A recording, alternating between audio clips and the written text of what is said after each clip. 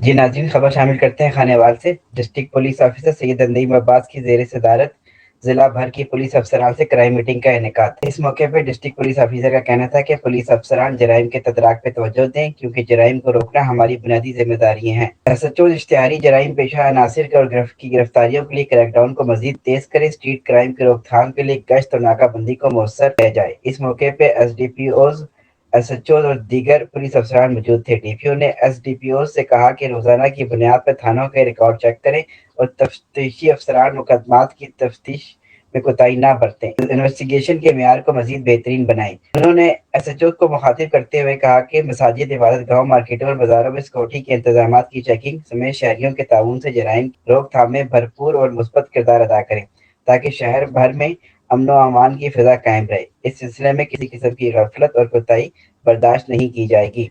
Saeed Ahmad Bhatti, Firestone news, Khanewal.